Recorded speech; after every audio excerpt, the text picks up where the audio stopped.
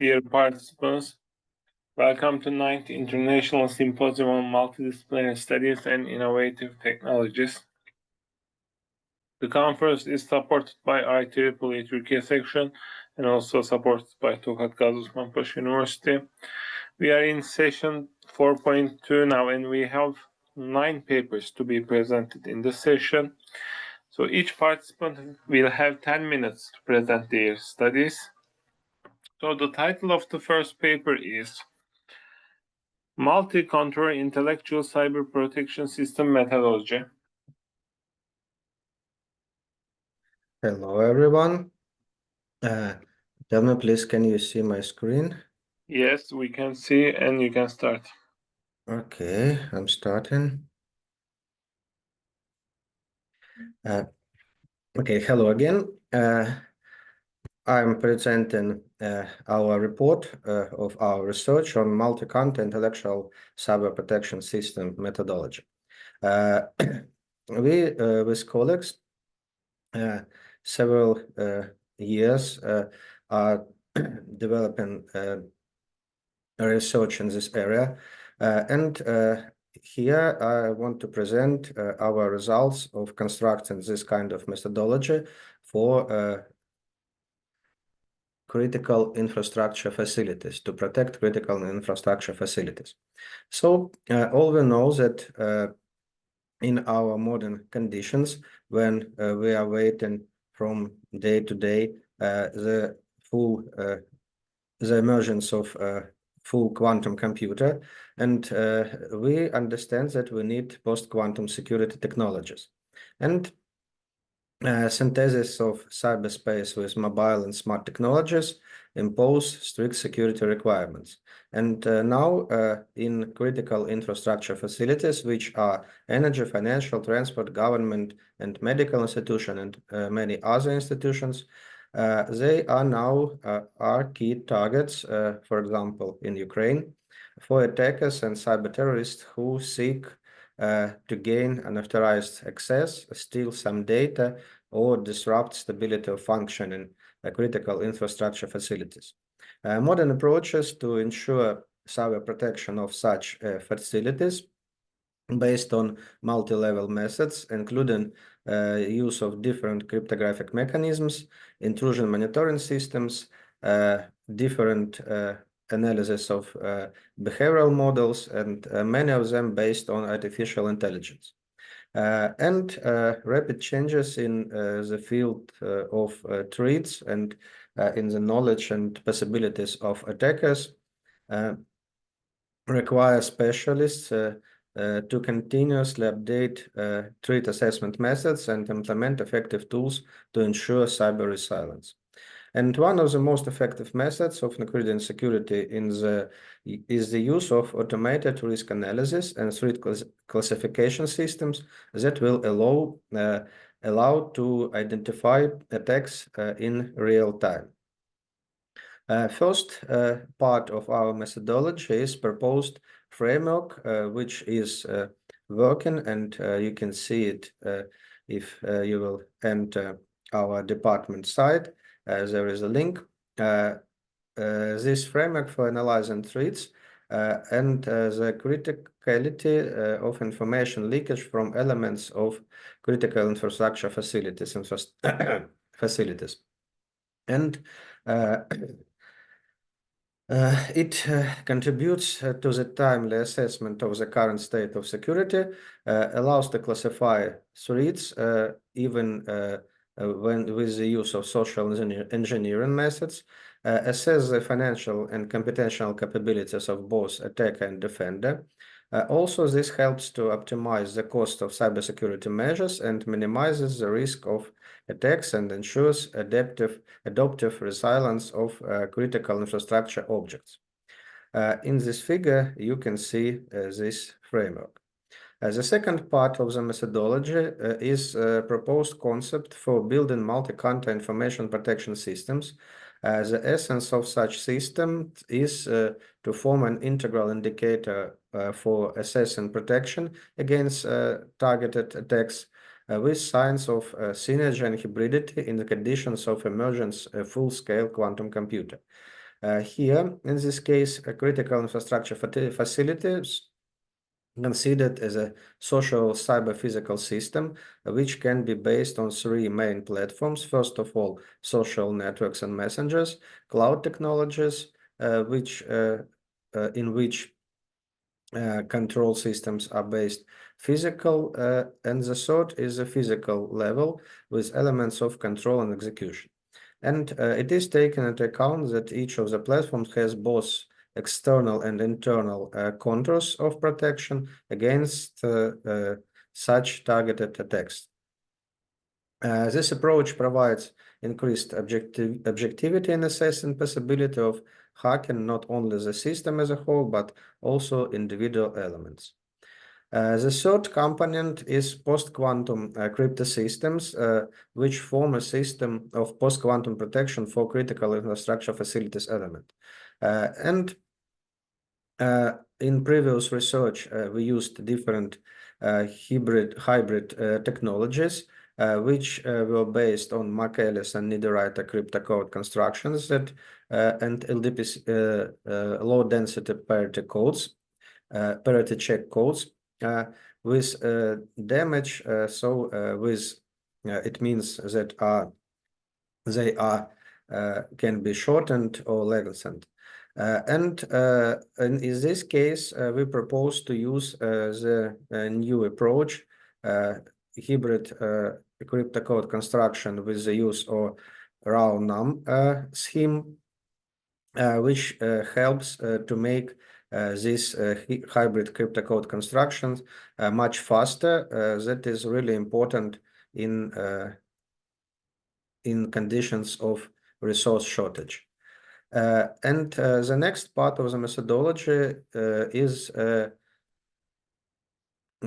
intelligent information protection system, which interconnected with organizational and engineering and technical measures, means and methods of information protection using artificial intelligence system. And structural diagram can be seen in this slide for this system. And the whole methodology looks like this. It consists of those parts that I've described, and it presents a multi-counter intelligent cyber protection system. And this approach ensures construction of external and internal protective counters for each network infrastructure platform and ensures increased level of objectivity in assessing threats, the integration with social engineering methods and active terrorist actions. So this methodology uses mathematical research methods based on machine learning algorithms to identify anomalous activity in cyberspace. Here we can see in our methodology that you can see that we used different approaches to identify the threat, to counter the threat, and to protect the information inside critical infrastructure facilities information systems. Thank you for your attention, and I'm ready to answer your questions. Okay, thank you for your presentation. Are there any questions? Okay, let's go on with the next paper. Thank you very The much. title of the paper is HPC made a hybrid blockchain model for medical data management, balancing privacy, interoperability, and decentralization. Okay, hello, can I share my desktop? Yes.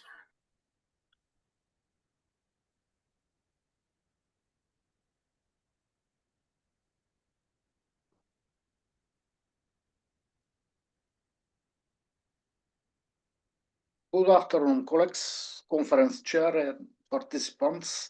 My name is Stefan Georgiev, and today I'm pleased to present our research conducted together with Emilian Petkov from the University of Veliko Tarnovo, Bulgaria. Our work introduced a B2C met a hybrid model designed to improve security, interoperability, and data governance in electronic healthcare systems. We are grateful to ISMSIT 2025 for the opportunity to share our findings.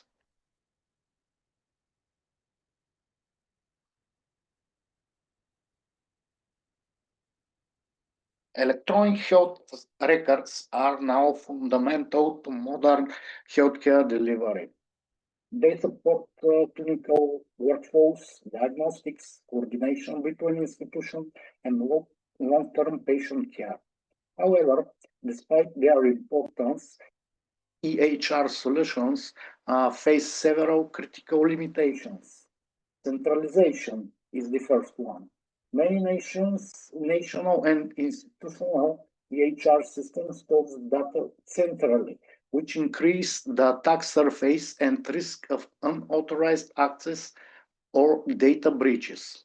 The second, regulatory pressure. Regulatory such as GDPR and EIDAS require strict privacy control, consent management, and digital identity verification.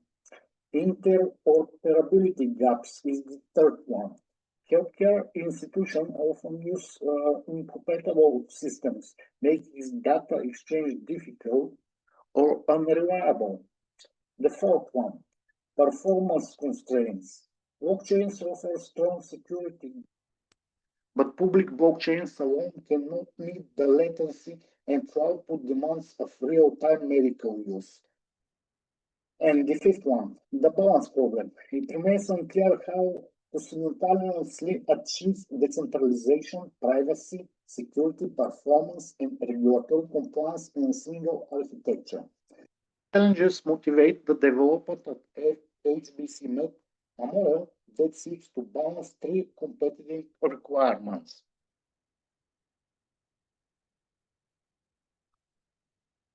Our research defines three core objectives: to design integrated hybrid blockchain architecture that combines transparency and decentralization with strong privacy access control and compliance; to define measurable evaluation metrics, consensus behavior, performance, interoperability, latency, scalability, decentralization, and regulatory alignment; to validate AFBC through controlled simulation, including performing testing, security testing, consensus evaluation, and interoperability assessments. This slide illustrates how the practical changes in EHR management motivate our architecture design to experimental.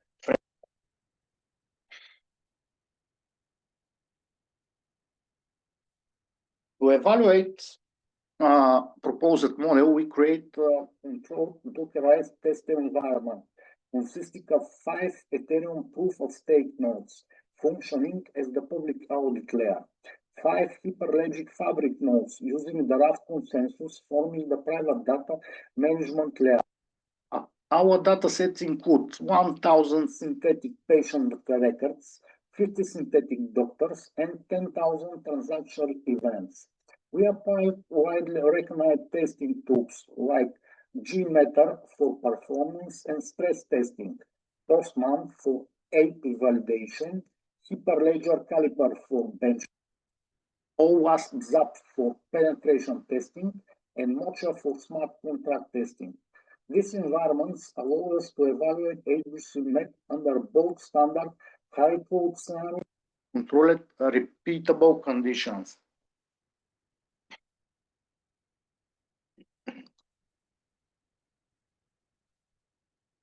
HBCMet adopts a hybrid architectural model with two complementary layers. Public audit layer is Ethereum, provides immutability, transparent audit trails, and decentralized verification of consent-related metadata. Private storage and control layer is Hyperledger Fabric, stores sensitive medical data, secure with role-based access control, channel isolation, and identity management. Additionally, FARO-compliant APIs ensures interoperability with standard healthcare systems. Regulatory alignment mechanism enforce GDPR, EIDAS requirements on consent, identity, and data minimization. This architecture combines privacy, interoperability, and performance in a unified framework.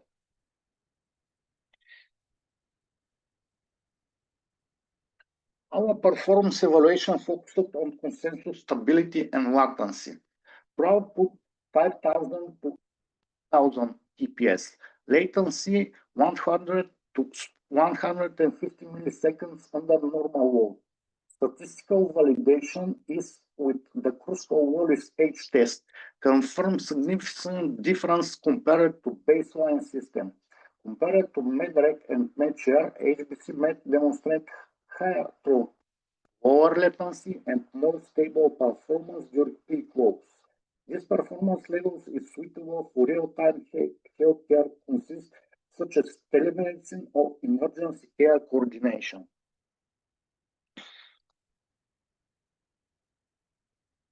Security and regulatory compliance represent core priority HBC Med. Penetration testing using OWASP-ZAP revealed 0 breaches across 100 man-in-the-middle attack simulations. We employed industry standard cryptographic communication security practices, collectively ensuring confidentiality, integrity, authentication, and secure establishment. Consent management is fully automated through smart contracts. Average validation time is approximately 125 milliseconds. This mechanism ensures conform by GDPR and EIDAS. Together, they provide a secure and compliant network for healthcare data operations. Interoperability testing produced the following result: 95% success in Fire API integration in controlled lookout test, 90% success rate in large-scale simulated cross-systems data exchange involving 10,000 records, while integration with national systems such as the Bulgarian AHS remains part of future work. Our test confirms the feasibility of scalable and operable deployment.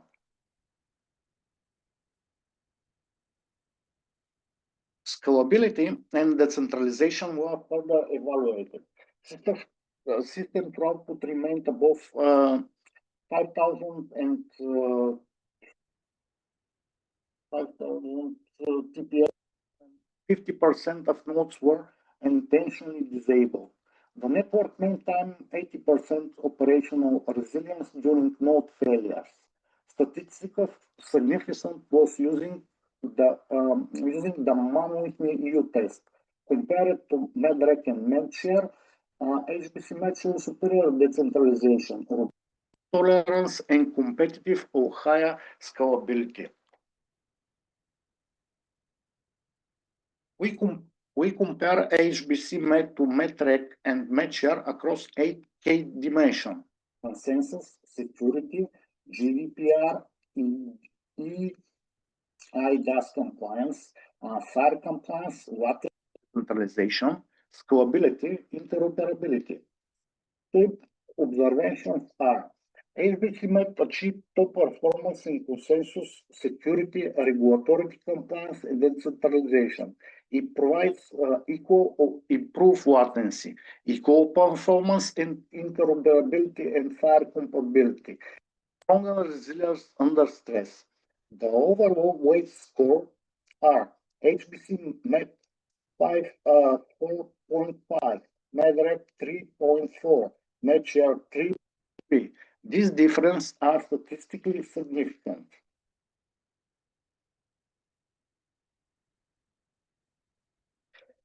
Our future work will focus on integration of Internet of Things medical devices to support continuous patient monitoring, zero-knowledge proofs, enabling privacy-preserving identification and selective disclosure, predictive analytics for early diagnosis and personalized medicine, cross-border interoperability aligned with European Digital Healthcare Initiative, advanced trust frameworks for multi-institutional healthcare environments. These elements will help evolve HBC mapping to the next healthcare infrastructure component.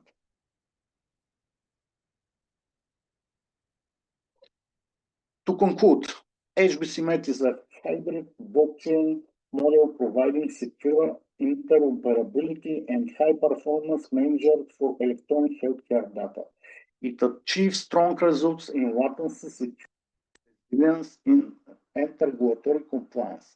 Our simulations confirms it's suitable for telemedicine, emergency care, and distributed healthcare networks. We acknowledge the support of Велико Търново University, Department of Computer System and Technologies. For further information, please scan the QR code or contact us at the email listed on this slide. Thank you very much for your attention.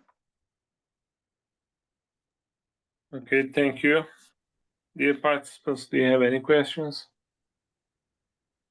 Okay, let's go with the next paper. The title of the paper is Designing Customized Wearable Devices, a Novel AI-Based Framework for Product Development. All right, can you see my screen now? Yes, you can start. Okay, perfect. Thank you very much. Then hello, everyone. My name is Stefan Resch from the Frankfurt University of Applied Sciences, and I will present the paper with the title Design Customized Wearable Devices, a Novel AI-Based Framework for Product Development. Let's straight dive into the content of my presentation and have a quick look at the motivation of our research. So the development of personalized wearable devices such as orthopedic footwear must always include customization to achieve therapeutic effectiveness and high user acceptance. And therefore, aesthetic and functional aspects needs to be considered to ensure high user satisfaction. However, the traditional development process and workflow remains limited because of manual customization is required, which is highly time-consuming and requires expert knowledge at every stage of the development process. And therefore, new approaches are needed to bridge the gap between the technical feasibility and user-centered design requirements. Let's take a look at the research background in the field of orthopedic device development. So research has shown that many patients avoid wearing devices due to unattractive appearance. For example, a scoping review analyzed 10 studies with more than 1,500 participants and demonstrated there's low aesthetic, reduced social acceptance, and daily use. And as a result, missed health benefits are the consequence. For example, this can also affect the healing process if the patient is not wearing the device regularly. So in summary, whether patients actually benefit from such devices, it strongly depends on their acceptance and the consistent use. To address this, the use of generative AI can be a solution to address the user needs. With simple prompts, anyone can generate a product that aligns individual requirements. And previous research has shown it the potential of AI in the design generation. For example, for customized footwear. As an example, brands like Adidas have explored AI tools for footwear design, and also research projects have shown their impact on fashion design. So the related work in the field shows also the benefits of a user-centered design approach for footwear design. This is based on an iterative design process where the user has an input regarding the requirements, and it is based on an iterative workflow, which goes hand in hand with additive manufacturing at the end to develop a prototype. In addition to see the influence of AI in design, we conducted a study and compared some AI-generated footwear models compared to conventional products which are on the market available. And our study showed that AI-generated footwear designs lead to higher acceptance compared to conventional product, which shows the high potential of using AI to generate designs. And lastly, one step further, Popescu et al. Exemplified this approach and developed a hand orthosis based on an image generated with ChatGPT, and they printed the hand orthosis via additive manufacturing. However, it was not based on a framework, as it was based on manually redesign based on the sketch, And yeah, they concluded that future and further research is needed to integrate such an approach in a systematic way. So in summary, you can see from the related work, we have potential of user-centered design workflow, AI and design. However, we need a global framework which combines everything into a user-centered approach. And there the research question arises of how can a patient-centered AI-driven design framework for personalized food enthusiasts be developed, which meets both the aesthetic and the functional requirements while ensuring high user acceptance. And to address this, we created an 8-stage centered approach where the patient requirements, the design modeling, and the physical testing at the end is combined in one iterative process. And we exemplified this with one participant case study and evaluated the process at the end with an expert interview. Let's dive straight into the stages. So the first stage of our process is the collection of requirements, which are aesthetic and functional aspects via an interview, for example. And these requirements were used as an initial input for a prompt. Then we use this information to generate our own customized GPT within ChatGPT using the GPT-4 Pro interface of OpenAI. And we called it Wearable Design GPT. And this GPT was filled with domain-specific documents such as design guidelines, manufacturer manuals, product specifications regarding the material and all these things. And based on this GPT, which was recommended by the related work, we used our requirements as a text-to-image prompt. So what does it mean? Of course, we don't generate it as a final design, so we need iterative design process to get the best outcome. However, this is also based on a systematic approach, since the last version of ChatGPT enables the targeted improvement of the design. So in this case, how we reach the final design, we have 3 design iterations.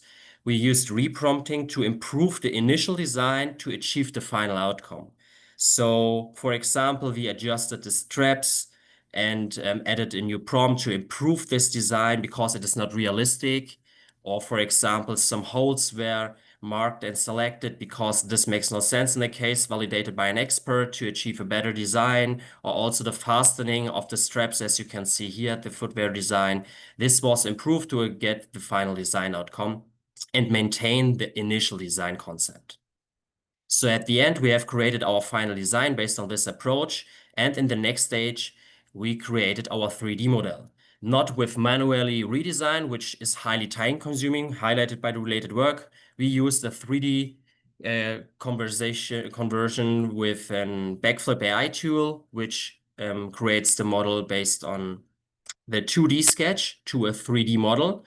And the design, of course, is not the final design. We need post-processing to optimize it, to split the design into 2 components, and to personalize the product based on a 3D foot scan. And afterwards, it can be printed out using additive manufacturing. And lastly, we can do a physical testing with a participant. So in the next stage, it is important to note that this is an iterative process, which means if the final prototype meets not the requirements, we need to go, for example, back to 1 step and say, okay, we need manually post-processing to match the foot shape. Now I'm going to explain the validation approach. We collected data from a patient and an expert. The patient was 28 years old with recent ankle injury, and we used the quantitative attractive mini questionnaire, which is often used in human-computer interaction to validate design approaches. And the expert was an orthopedic technician without prior AI expertise, and we conducted a semi-structured interview and analyzed it using the thematic analysis approach. The results showed that the participants rated 10 items grouped in 4 dimensions, and that was rated on a 7-item Likert scale. And we see positive trends across all the design dimensions, and this resulted in a placement in the portfolio representation of a desired quadrant, which means that is fulfilling the design requirements by the participants. We can see a small trend towards a task-oriented field, which means that this is not a fashion item, this is a technical product, so it is not self-oriented, more task-oriented in our interpretation. Regarding the expert validation, we received some themes. So the expert highlighted that is targeting the patient needs to increase user acceptance, the approach, and it was perceived as highly innovative, time-saving, and valuable for future development. However, the expert also pointed out some challenges for the implementation in future. For example, the requirement of AI expertise, software, and an established 3D printing process, as well as some regulatory hurdles and medical approvals. The protection of patient data should be strictly considered, of course. And lastly, that possible that AI data set could potentially limit the creativity during this design process. So let's take it together. Overall, we presented a new framework to develop the personalized footwear design, which can be extended to other kinds of wearables. We demonstrated in a short-term testing that it fits to the user needs. And in future, we need some further investigations, long-term testing. And our approach was limited to the applied software and just the short-term validation. So all in all, taken together, we want to conduct follow-up studies to highlight the potential and the feasibility of our approach. And I'm open to your questions, or in case if you have further questions, feel free to reach out via email. Thank you very much. Okay, thank you for your presentation. Are there any questions? Okay, let's go with the next paper. The title of the paper is Big Data-Driven Decision-Making in the Digital Supply Chain of Power Grid Materials. I think the author is not here. The title of the next paper is Comparative Evaluation of Deep Learning Models for Retinal Disease Diagnostic Using Fundus Imaging. Thank you very much. You can share your screen. Yes. You seeing my screen? Yes, we can see. Okay, thank you very much. Good afternoon, everyone, my dear presenters and dear chairperson, Dr. Oxhan. And my name is Diane Mjoyezo from Biomedical Engineering Department in Near East University in Northern Cyprus. I'm going to present about comparative evaluation of deep learning models for retinal diseases diagnosis using fundus imaging. This is my outline. After introducing, I will continue explaining about retinal diseases and how they are diagnosed and the research objectives of our research. Also, we continue with methodology, which is with the data description, experimental setup, result and discussion. Then I will conclude and present the future work. First, retinal disease, as you can see through here, this light to the right figure is retina is the back tissue of our eye, which is in charge of vision. It helps us to see what we can see. To help it also interprets the images our eyes see and send it to the brain. So also retinal diseases, there are most people around the world, around 2.2 billion of people experience vision impairment due to disorders or dysfunction of retina. And most of the time, they don't even know that they have that issue. There are different examples of retinal diseases, including age-related degeneration. This is as you grow, as you age, your retina loses its capacity to see, and also cataract, which is the blackness of your retina. Also diabetic retinopathy, which is caused mostly by diabetes, glaucoma, and other diseases.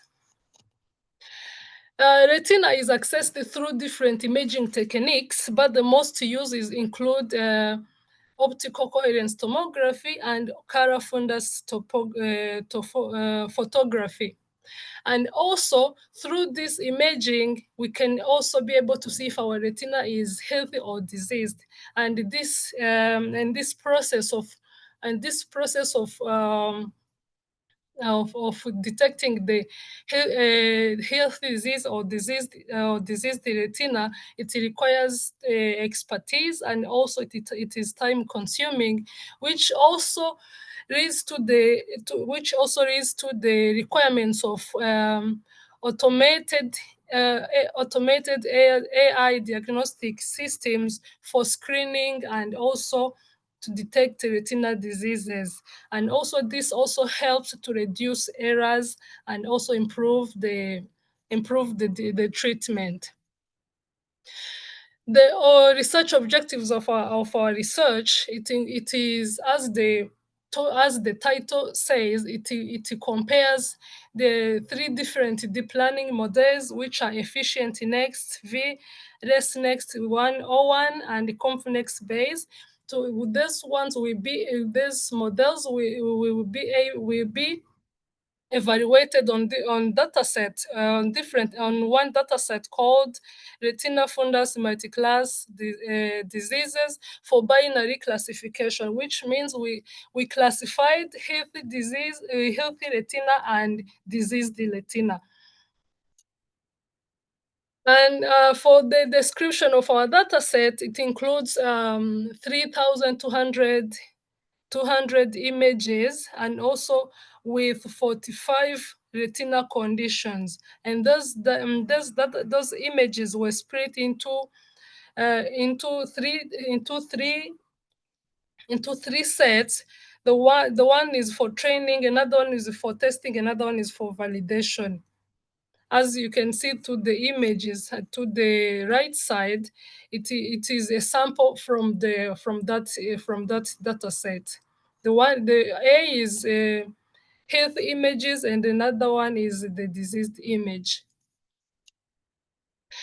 Our models that have been used, the one is EfficientNet. This one is mostly used for its best performance in accuracy and efficiency. And the second one, ResNext, it has been chosen because its best feature extraction from images. And the third one, ConfNext Base, was also used because of its better normalization from the data set. Our experimental setups, we used transfer learning using ImageNet weights. That means our models were from our models used ImageNet, so that we used them to through transfer learning for better training and better images, and also for training configurations we used 50 epoch. Our batch size was 32 and the learning rate was -4. And the evaluation method is specificity, precision, F-score 1, and then also area under curve. This is how our experiment was conducted. We took the images from the data set, and then we applied them through all our models for classification. And our models have predicted the positive and the negative. Positivity means diseased retina, negative means healthy retina. The results that have been observed, as you can see through the table, for the overall performance, EfficientNet achieved best performance across all metrics. It means it is above 90%.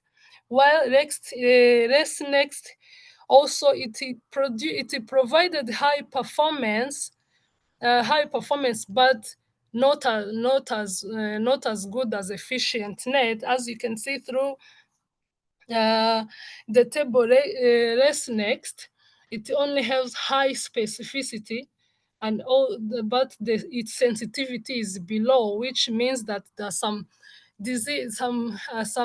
images that have been misclassified.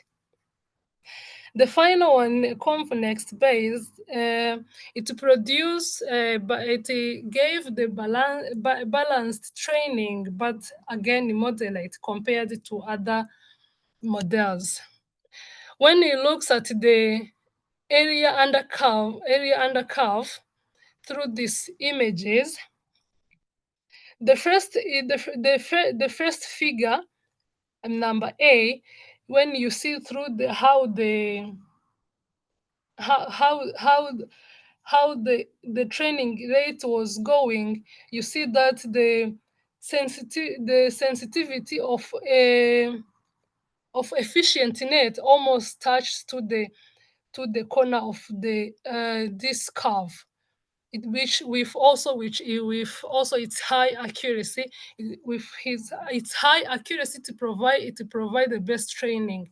While when you go to the second one, it is slightly below efficient net. Also the second one, it is also behind. When we go to the conclusion, efficient net provided provide the best performance, and we concluded also as the best reliable model for the detection and the classification of retinal diseases. But when we do a hybrid approach, efficient net will be used for primary screening for retinal diseases, and then followed by ResNext as a secondary confirmation of retinal diseases. So all of those models were confirmed that they can enhance the accuracy and efficiency in the ophthalmologic diagnostics, and also for early intervention for better treatment of retinal diseases. For our future work, we are planning to expand our research by doing multi-class classification of retinal diseases, and also integrate explainable AI and federated learning for better trust and in the interpretability of these models in clinical settings.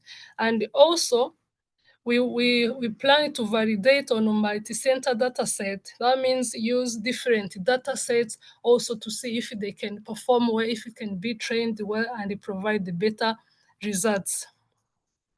Thank you very much. And these are some of the references I managed to add here. If anyone have a question, can ask. I'm open. Thank you. Okay, thank you for your presentation. Are there any questions?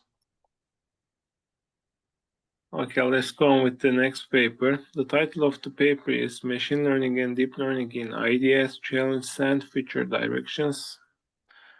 Okay, the authors are not here. And title of the other paper is Machine Learning-Based Analysis of Therapeutic Music Patterns for Emotion Recognition. Okay, they're not here. And the title of the other paper is Development of Machine Learning and Statistics-Based Call Count and Average Talk Time Prediction Models. Yeah, I am here. Okay, I guess you have two papers and you can present both. No, I can present one paper, others Okay, I understand. present. Okay, no I will problem. present the other one. Okay. Can you see my screen? Not yet. Yes, now we can see and you can start. Thank you. Hi everyone, I am Cerenus. I am computer engineer, and today I will present the development of machine learning and statistic-based call count and average talk time prediction models for text. First of all, I will talk about the introduction, and I will explain the aim of the study, and I will describe the dataset generation, and I will describe the methodology, and I will present call count and average talk time prediction models, and also I will present the results and discussion. And finally, I will finish my presentation by talking about the conclusion. Rapid developments in IT directly impacts many sectors, especially call centers. Call centers have evolved from providing after-sales services to playing a central role in customer relationship management. And they have shifted from being cost-focused to profit-oriented organizations aiming to meet customer demands quickly and completely. And also, accurate planning of representative numbers is crucial to reduce waiting times and increase service quality. Predicting call volume and average talk time enables efficient source management and better shift planning during busy periods. And this study aims to predict the call count and average talk time agents scheduling. For this purpose, predictions models have been developed using long short-term memory, convolutional long short-term memory, statistic-based autoregressive integrated moving average, and seasonal autoregressive integrated moving average, and finally, machine learning-based support vector machine and categorical boosting. In order to not to make the presentation too long, we have include only 3 literature studies that we used in our full text. If you want to see more, you can review our full text. Dataset consists of 5,000 lines obtained from the Kaggle platform has been used. Derived variables have been added in addition to the variables included in the dataset. And categorical variables have been encoded using label encoding. You can see that the derived attributes and descriptions and table to show that the attributes that's directly included in the dataset. LSTM is one of the reducent deep learning algorithms. The control flow of an LSTM has similar structure to RNN. It manages forward propagating information and data processing process. And convolutional LSTM is a type of RNN designed for prediction that includes convolutional structures in the transactions from input to state and from state to state. And ARIMA consists of 3 basic components. First of all, moving average, and second, integration, and third, autoregression. SARIMA model has been developed by integrating a seasonal component into the ARIMA model. And SPM is an algorithm first used for classification. However, nowadays it is also applied to regression of small, high-dimensional, nonlinear samples. And finally, CatBoost is an open source machine learning method built on gradient boosting. Its fast learning curve, ability to process text, categorical and numeric data. First of all, development of LSTM-based models. Conv-LSTM to the convolutional LSTM with batch norm, dropout, latent, dense layers have been used. Feature selection was performed using the minimum redundancy, maximum relevant algorithm, and new features based on ruling and lagging have been added. And also, hyperparameter optimizations has been performed using the grid search cross-validation.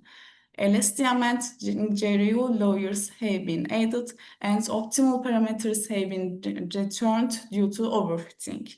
Also, daily average talk time has been added. Redundant features have been removed using feature importance analysis, and outlier have been removed. ARIMA and SARIMA have been used for univariate forecasting based on the paste data. ADF test has been applied to consider whether the data is stationary between establishing the model. If the p-value obtained in the ADF test is less than 0.05, the data is stationary and suitable for the ARIMA model. According to these results, it has been concluded that the data has been stationary, that is suitable for the ARIMA and SARIMA models. And extensive feature engineering, parameter tuning, and hybrid modeling applied for the SPM and CatBoost. And 14-day 7, 6, 30, 60, 90-day average and interactions features outlines remote. CatBoost trained separately for talk time and call count, and 20 MRMR selections features used. Applied log scaling and interactions variables to reduce skewness, and 25 new features created. Hybrid model, CatBoost and SVR achieved lower error rates and improved prediction accuracy. You can see that the results of the average talk time prediction and call count prediction models developed using LSTM and convolutional LSTM. LSTM models initially performed poorly due to limited features and inefficient feature engineering. And you can see that increasing the number of features in later trees significantly improved model performance. And Model 8 performs the best, showing that more epoch and additional LSTM lower and change predictions. You can see that the results of average talk time prediction models developed using ARIMA and SARIMA, and also call count prediction models. And ARIMA model demonstrated superior prediction performance for average talk time. The SARIMA model showed that more accurate results in the predictions of call count. And finally, you can see that the results of the average talk time prediction and call count prediction models with developing SVM and CatBoost. And Model 4 for the SVM model gave the best average talk time predictions, showing that outlier removal, lag features, and interactions times improve performance. And Model 5 also developed for the SVM gave the best call count prediction. And SVM models perform well with careful tuning, but are sensitive to scaling and prone to overfitting on small noisy data. And also, CatBoost with customized features gives robust, generalizable results, making it reliable for production forecasting. And CatBoost outperformed in both average talk time and call count predictions. Accurate representative planning in call centers requires knowledge of call count and average talk time to maximize customer satisfaction. And this study aims to develop models for predicting call count and average talk time. And models have been developed using LSTM, convolutional LSTM, ARIMA, SARIMA, SVM, and CatBoost, and change with various integration. And also data preprocessing, augmentation, encoding, and MRMR-based feature selections have been applied for model training, and stationary has been checked with the ADF test. And experimental results show that the CatBoost models achieve the highest prediction performance. And thank you for listening to me. Any questions? Okay, thank you for your presentation. Dear participants, do you have any questions? Okay, let's go on with the last paper. The title of the paper is No-Code Application Programming Interface Testing Platform Atlas. Yes, I will show my screen right now.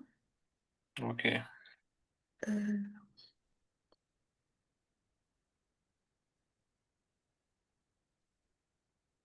Is it visible?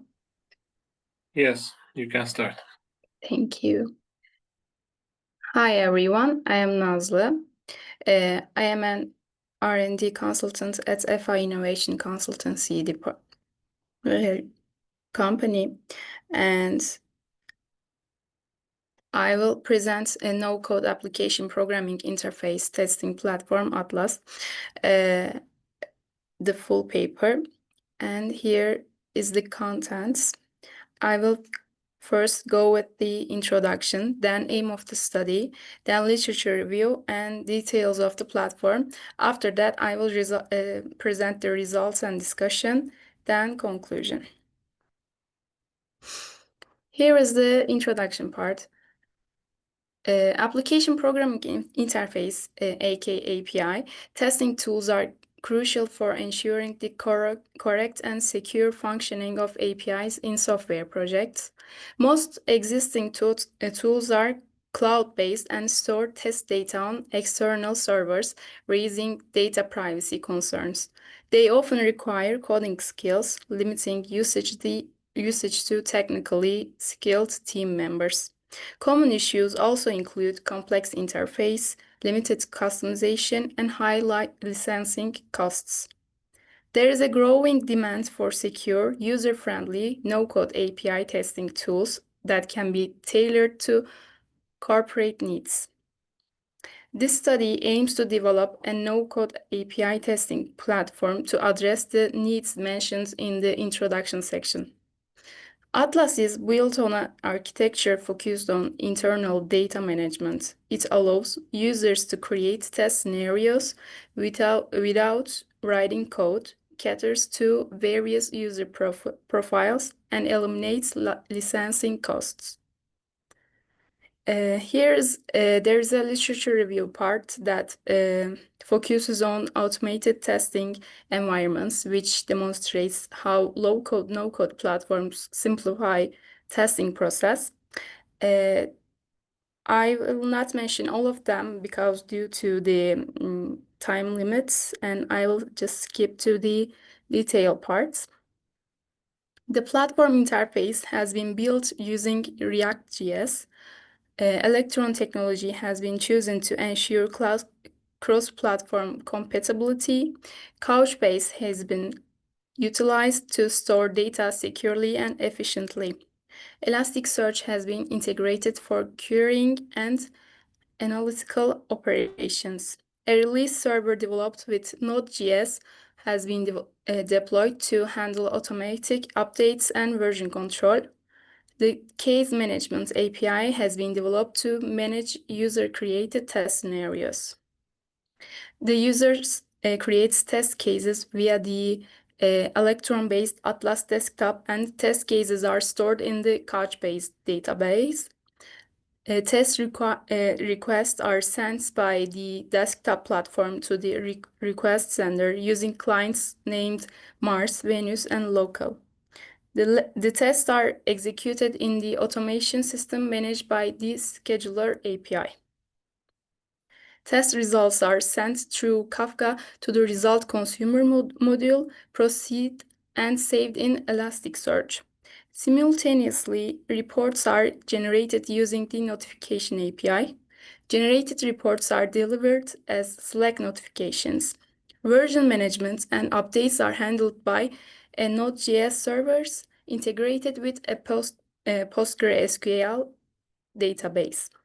By default, user requests are sent by the local environment. If the target is unreachable from the local environment, request sender agents are used instead. The developed no-code desktop platform has various features related to the API testing process. After the login, user can navigate between the different screens offered within the platform using the tabs. There are two types of collections, which are private and team. New collections or requests can be added by clicking the New button. From here, the user can create one of the different types of requests or components like collections and environments. In the collection details screen, user can define variables, scripts, and authorization settings that apply to all requests. To create an HTTP request, an HTTP step is added. Opening a screen to enter request details such as parameters, headers, and body. Pre-request and post-response scripts also can be added. Assertions are written in the post-response script section, either manually or generated using the AI button. Users can also select assertions from the interface without writing code. And here the no-code assertion selection screen, and here the results of the entered assertions can be viewed from the assertion tab in the response section. For a Couchbase request,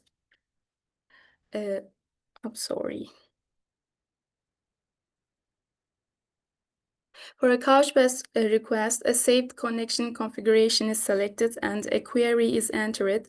Other data sources like Postgres, Elasticsearch, and MS SQL work similarly.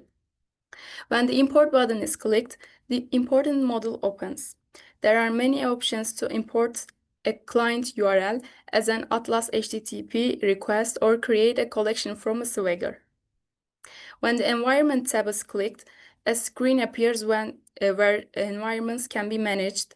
Users can create or edit environments. Variables apply only when the environment is selected.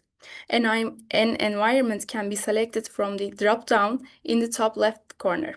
Clicking the Config button opens a screen to configure and save data source connection settings. After running a collection, the collection run monitor shows request details and assertion result. Summary and general run information are also displayed.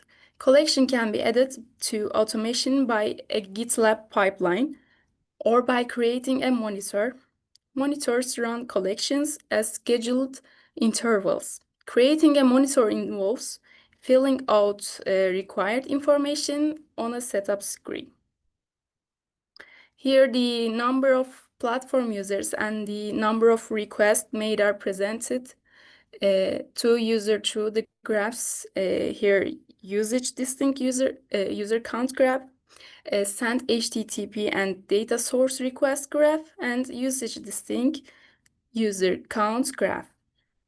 And according to these graphs, it's observed that number of users and requests reached their maximum between January and February 2025. A sudden decrease is seen in March in all three graphs. This situation is thought to be due to seasonal effects such as abundance of holidays. Data source requests are evaluated to be more volatile and limited compared to the HTTP requests. It has become possible to include users with all levels of technical knowledge in API testing process. Integration with database has been achieved, enabling both API calls and database operations to be included in the testing scope. All test data has been stored internally, and data transfer to external servers have been eliminated, significantly enhancing data security, particularly in projects involving sensitive information.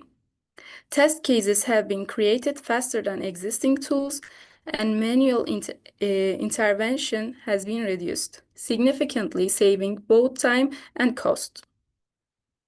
In conclusion, the fast, efficient, and error-free execution of API development and testing process in software project is crucial for delivering a high quality product. Many tools are required to write code while creating their test cases. This situation makes testing process more complex and time-consuming. Most of the API testing tools available store the test data on their own servers. This situation creates a serious security risk by causing these sensitive and confidential data of companies to be transferred to external environments.